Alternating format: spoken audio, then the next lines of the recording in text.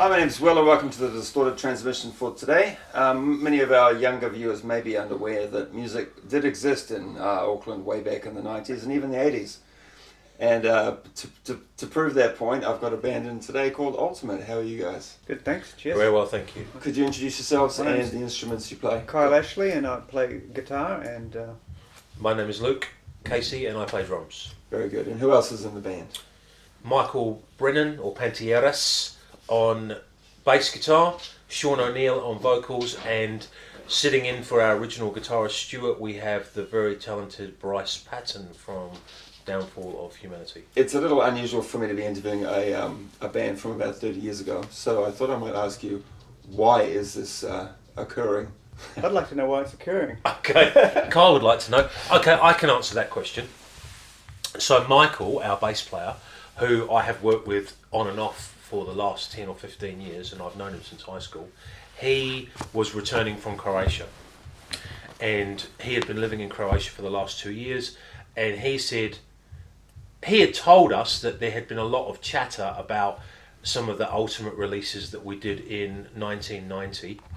So he said, when I come back from Croatia, would you guys be interested in doing some 30th anniversary shows? 30 years since we released our kind of Power Station demo recording, which was the thing that people were talking about on the internet. Was it the only thing that you guys ever actually released? Was that live recording? We did a 3-song demo at SAE, didn't we? Yeah, we did a 3-song demo, which is also now up on our Bandcamp page as well.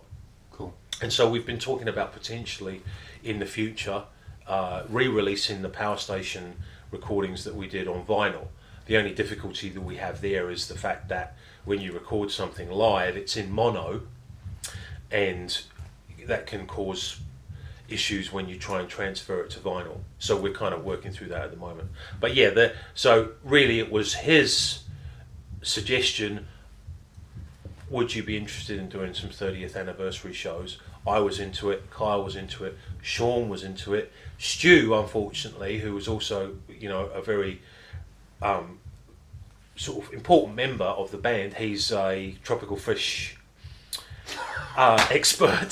So as well as being an amazing guitarist, he's also looks after tropical fish for Auckland Airport and lots of other places. So he unfortunately couldn't join us on this series of dates. Break away from his, exactly, from his busy job because with tropical fish. Yeah, exactly, because the fish need him more than us.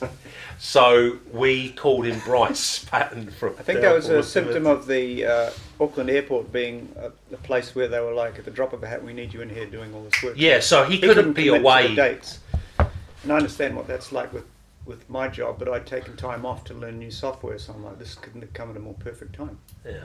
Because I had to relearn a lot of the solos that I thought were difficult back then, and now I'm finding almost impossible, but I'm pulling off most of them quite well. Bryce did mention to me the other day when I asked him how's it going with rehearsals for the Ultimate shows, and he said, yeah, it's good. It's been quite challenging. So I guess the guitaring, even back in the day, was a big challenge. I think both Kyle and one of the things that we've, I think, discovered, all of us, from listening to the material again and relearning it, and is the fact that for a bunch of 18 or 19, and I mean Sean was a couple of years older than us, he's like, I think he was like 22 at the time, was that we were playing some pretty technical music. And yeah, it's not like 3-chord singer-songwriter stuff by any stretch of the imagination, and especially for me personally, it's definitely very physical. It's quite a workout, because a lot of the tempos that we're playing, some of the speedier stuff, I haven't played those speeds for a long time. Probably for about 20 or 30 years. That was kind of the later heyday of sort of thrash, though, wasn't it? I mean, yeah. What that year? I think Metallica played in Auckland, '89. Yep. And Megadeth at the Logan Campbell. And when Rust in Peace came out, it was like, oh shit, the game's moved up. You can't just, the guitaring. You can't just go fast. You can't just go fast. The punters want quite technical guitar work. Yeah. All right. Well, let's talk about the tour. Okay, so here we have beautiful flyer designed by gentleman over here. So Rotorua next Saturday, 17th of July, with Kindred.